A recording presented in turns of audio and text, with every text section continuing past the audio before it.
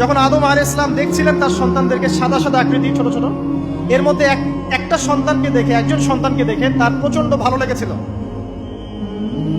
এবং তিনি অত্যন্ত সুদর্শন ছিলেন। তাকে দেখে তার প্রচন্ড রকম ভালো লেগেছিল।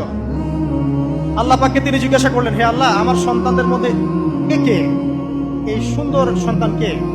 আল্লাহ পাক বললেন, সে হচ্ছে তোমার সন্তান দাউদ। কি নাম?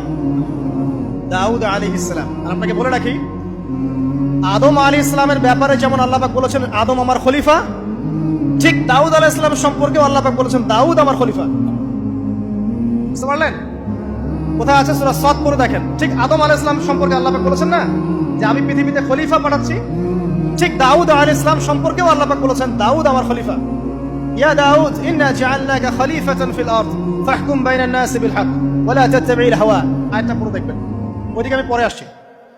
তো ওই সন্তানকে দেখে তার এত ভালো লাগলো, আল্লাহর কাছে তিনি জিজ্ঞাসা করছেন, হে আল্লাহ, আমার এই সন্তানের হায়াত কত?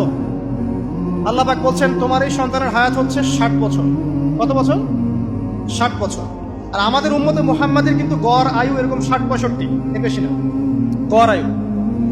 তখন আদম আলাইহিস সালাম বলেন, আল্লাহ, আমার হায়াত থেকে তাকে 40 বছর দিয়ে দাও। আমার হায়াত থেকে তাকে 40 বছর দিয়ে দাও। আল্লাহ পাক তাকে 40 বছর দিয়ে দিলেন। তাই আদম আলাইহিস সালামের 1000 বছর হায়াত হয়ে গেল 960 বছর, আর দাউদ আলাইহিস সালামের 40 বছর হায়াত হয়ে গেল 100 বছর। এখন আসেন এই জায়গায় যে আদম আলাইহিস সালাম এবং দাউদ আলাইহিস সালাম দুইজনকে আল্লাহ পাক কি বলেছেন? খলিফা। খলিফা কে? খলিফা কাকে বলে? এটা একটু শুনে নিন ছোট্ট করে। সূরা সাদ পড়বেন, 24 কি 26 নম্বর আয়াত। আল্লাহ পাক বলছেন, ইয়া দাউদ, হে দাউদ, খলিফার কাজ কি এটা শোনেন। হে দাউদ, ইন্না জাআলনাকা খলিফাতান ফিল আরদ, নিশ্চয়ই আমি আল্লাহ তোমাকে পৃথিবীতে খলিফা করেছি। কি করেছি? খলিফা করেছি। তোমার কাজ কি? ফাহকুম বাইনান নাসি বিল হক, মানুষের মাঝে আল্লাহর বিধান দ্বারা হকের মানদণ্ডে বিচার ফয়সালা করবে। তাহলে আল্লাহর খলিফার দায়িত্ব কি?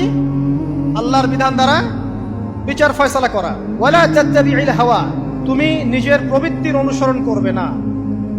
ফায়ুদিল্লাকা আন সাবিলিল্লাহ, তাহলে তোমাকে এটা সরল পথ থেকে বিচ্যুত করে দেবে। ইন্নাল্লাযীনা ইউদিল্লুনা আন সাবিলিল্লাহ, নিশ্চয় যারা আল্লাহর পথ থেকে বিচ্যুত হয়ে যায়, লাহুম আযাবুন শাদীদ, তাদের জন্য কঠিন শাস্তি আছে। বিমা নাসু ইয়াউমাল হিসাব, এই কারণে যে তারা হিসাবের দিনটা ভুলে গেছে। এই আয়াত থেকে খলিফার ফাংশন বুঝতে পারলেন? খলিফার ফাংশন কি? আপনি যা ইচ্ছা তাই ফয়সালা করবেন, নিজের মন গড়া যা ইচ্ছা রচনা করবেন। ফাহকুম বাইনান নাসি বিল হক, মানুষের মধ্যে হকের মানদণ্ডে বিচার ফয়সালা করুন। হকটা কি জিনিস? আমার দর্শন হক, আমার ফিলোসফি হক, আমার যুক্তি, আমার বিজ্ঞান, এগুলোই হকের মানদণ্ড। হকের মানদণ্ড কি? কোথায় উত্তর আছে? কোরআনেই উত্তর আছে। কোন সূরা? সূরা কাহফ। কত নম্বর আয়াত? আয়াত নাম্বার 29। আল্লাহ পাক বলছেন, ওয়া কুলিল হাক্কু মির রাব্বিকুম, হক সেটাই যা তোমার রবের পক্ষ থেকে নাযিল। কথা কি ক্লিয়ার? হক কি জিনিস? যা তোমার রবের পক্ষ থেকে নাজিল হয়। ফামান শাআ ফালইউমিন, যার ইচ্ছা হয় সে স্বীকার করুক। ওয়া মান শাআ ফালইয়াকফুর, যার ইচ্ছা হয় সে অস্বীকার করুক। ইন্না আ'তাদনা লিযালিমিনা নারান, অস্বীকারী জালেমদের জন্য আমি আগুন প্রস্তুত করে রেখেছি।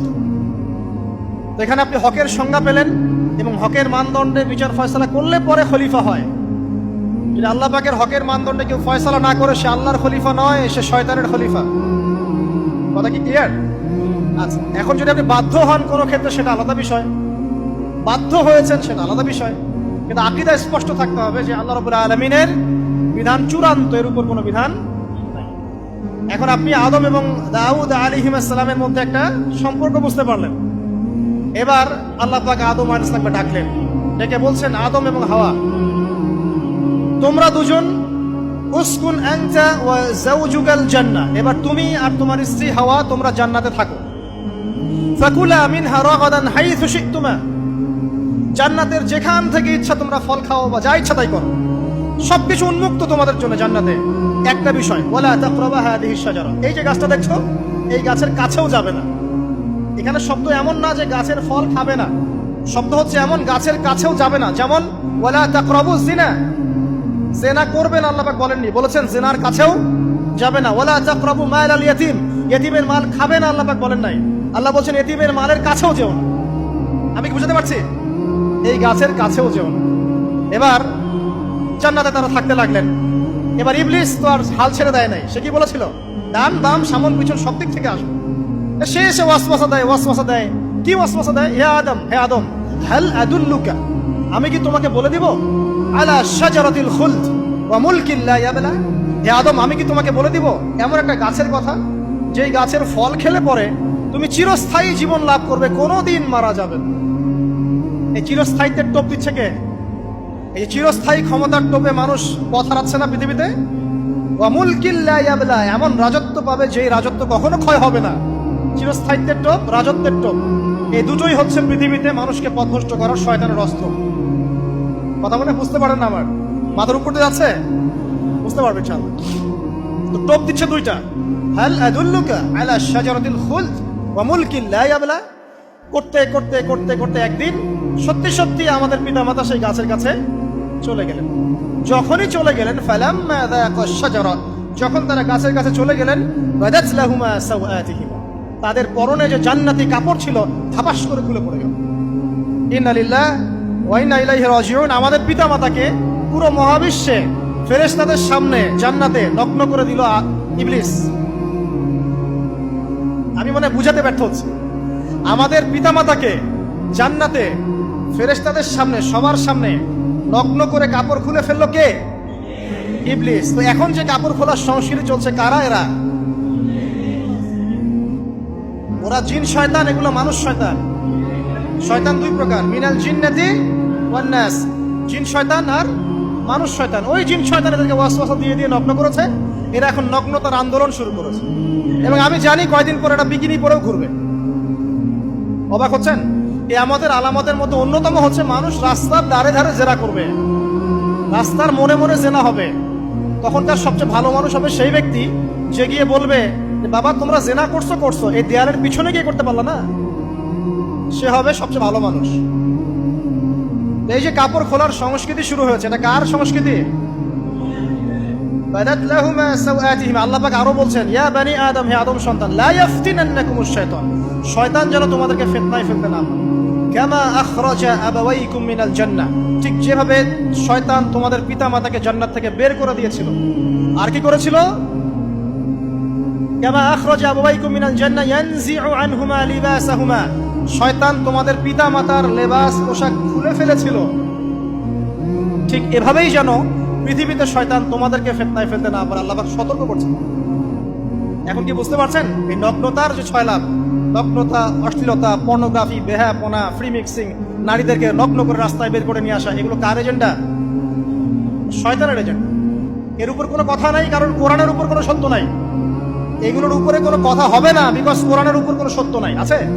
নাই। কোরআনে আল্লাহ পাক বলেছেন যে শয়তান ফিতনায় ফেলেছিল, ইয়ানজিউ আনহুমা লিবাসাহুমা, শয়তান তোমাদের পিতামাতার লেবাস খুলে ফেলে দিয়েছিল। ওয়া তাফিকা ইয়াখদিফানি আলাইহিমা মিন ওয়ারাকিল জান্নাহ, তখন আমাদের পিতামাতা জান্নাতের গাছের যে এই যে পাতাগুলো আছে, এগুলো ছিঁড়ে ছিঁড়ে লজ্জাস্থান থাকতে লাগলেন। ইন্না লিল্লাহ। আমাদের পিতামাতার কি দুর্দশা হয়েছিল, আমাদের পিতামাতার কি দুর্দশা, কি লজ্জা হয়েছিল তখন। চিন্তা করে দেখেন, শয়তান কাপড় খুলে ফেলে দিয়েছে। আর আমাদের পিতামাতা, আমাদের মা, আমাদের বাবা জান্নাতের এই যে পাতাগুলো ছিঁড়ে ছিঁড়ে গায়ের লজ্জাস্থান থাকা শুরু করেছেন। কি পরিমাণ লজ্জা চিন্তা করেন। আপনাকে যদি এখানে কেউ নগ্ন করে ফেলে, আপনি যদি না চান বিষয়টা, সবাই জোর করে আপনার কাপড় খুলে ফেলে, আপনার কেমন লাগবে? কেমন লাগবে? এই ঘটনা ঘটেছে মহাবিশ্বে, শয়তান ঘটিয়েছে। এরপর আল্লাহ পাক ডাকলেন, ডেকে বলছেন, ইয়া আদম, হে আদম, আলাম আনহাকুমা আন তিলকুমা শাজারা, হে আদম আমি কি তোমাদেরকে দুজনকে নিষেধ করি নাই যে গাছের কাছে যাবে না? আমি কি তোমাদের দুজনকে নিষেধ করি নাই যে তোমরা গাছের কাছে যাবে না? তখন আদম আলাইহিস সালাম বুঝতে পারলেন যে তারা একটা বড় ভুল করে ফেলেছে। তারপর আল্লাহ রাব্বুল আলামিন দয়া পরবশ হয়ে আদম এবং হাওয়া আলাইহিস সালামকে কালিমা শিক্ষা দিলেন, তওবার কালিমা, যেই কালিমা দিয়ে তারা তওবা করতে পারেন। সেই কালিমা হচ্ছে রব্বানা যালামনা আনফুসানা ওয়া ইল্লাম তাগফির লানা ওয়া তারহামনা লানাকুনান্না মিনাল খাসিরিন। এই দোয়া শিখে নিয়ে আদম এবং হাওয়া আলাইহিস সালাম তওবা করলেন। আল্লাহ পাক তাদের তওবা কবুল করে মাফ করে দিলেন। কিন্তু জান্নাতে আর থাকা হলো না। আল্লাহ পাক বলেন, কুল নাহবিতু মিনহা জামিআ, এবার তোমরা সবাই মিলে এখন পৃথিবীতে নেমে যাও। আল্লাহ মাফ করে দিলেন, কিন্তু তোমরা এখন পৃথিবীতে নেমে যাও, জান্নাতে আর থাকা হবে না। খেয়াল করে দেখেন, ইবলিসও আল্লাহর আদেশ মানে নাই। আল্লাহ বলেছেন সেজদা করো, ইবলিস কিন্তু করে নাই। আবার আমাদের পিতা আদম আলাইহিস সালামকে আল্লাহ পাক বলেছেন গাছের কাছে যেও না, তারা চলে গেছেন। দুটোই কি অবাধ্যতা নয়? তাহলে ইবলিসকে চিরস্থায়ী জাহান্নামী করা হলো, আদম সন্তানকে কেন করা হলো না? উত্তর, আদম সন্তান আদম আলাইহিস সালাম তওবা করে ফিরে এসেছে, ইবলিস আসে নাই। তাই আমাদের দ্বারা পদে পদে ভুল হবেই, তওবা করে ফিরে আসলেই গুনাহ মাফ ইনশাআল্লাহ।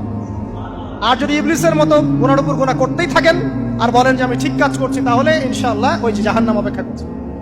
ইবলিসকে আল্লাহ পাক বললেন যে তুমি এবং তোমার অনুসারী যারাই থাকবে সবাইকে দিয়ে লাআমলাআন্না জাহান্নামা মিনকুম আজমাইন, তোমাদের সবাইকে দিয়ে আমি জাহান্নাম পরিপূর্ণ করব। নাউযুবিল্লাহ। এবার সবাই পৃথিবীতে নেমে আসলো। পৃথিবীতে এসেই কি আল্লাহ পাক ছেড়ে দিলেন? না, আল্লাহ রাব্বুল আলামিন বলছেন কুল নাহবিতু মিনহা জামিআ, তোমরা পৃথিবীতে নেমে যাও। ফাইম্মা ইয়াতিয়ান্নাকুম মিন্নি হুদান, দুনিয়াতে যাচ্ছ যাও, তবে মনে রেখো যে আমার পক্ষ থেকে তোমাদের কাছে হেদায়েতের বাণী আসবে। আমার পক্ষ থেকে তোমাদের কাছে হেদায়েতের বাণী আসবে। ফামান তাবিআ হুদায়া ফালা খাউফুন আলাইহিম ওয়ালা হুম ইয়াহজানুন, যারা আমার হেদায়েতের বাণীগুলো মেনে চলবে তাদের কোনো ভয় নাই, কোনো দুশ্চিন্তাও নাই। ওয়াল্লাযীনা কাফারু ওয়া কাযযাবু বিআয়াতিনা, কিন্তু যারা আমার আয়াতকে কুফরি করবে, মিথ্যা প্রতিপন্ন করবে, তা উলাইকা আসহাবুন নার, তারা হবে জাহান্নামের অধিবাসী। হুম ফিহা খালিদুন, তারা সেখানে চিরস্থায়ী হবে। এই সহজ সরল জীবন দর্শন দিয়ে আল্লাহ পাক পৃথিবীতে পাঠিয়ে দিলেন। এবার শুরু হলো পৃথিবীতে পথ চলা। পৃথিবীতে পথ চলার ক্ষেত্রে অনেক কিছু সৃষ্টি করতে হলো, আবিষ্কার, কৃষিকাজ, এটা ওটা সবকিছু। আদম আলাইহিস সালামকে আল্লাহ পাক সেই জ্ঞান ওহীর মাধ্যমে শিক্ষা দিলেন। কৃষিকাজ আল্লাহ পাক শিক্ষা দিয়েছেন, চাকা সৃষ্টি করা আল্লাহ পাক শিক্ষা দিয়েছেন, বাহন সৃষ্টি করা আল্লাহ পাক শিক্ষা দিয়েছেন।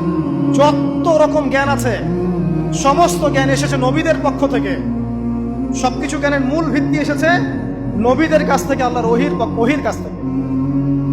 যত সভ্যতা দেখছেন বড় বড়, সমস্ত সভ্যতা শুরু হয়েছে নবী দ্বারা, এবং সভ্যতা শেষও হবে একজন নবী দ্বারা। তার নাম কি?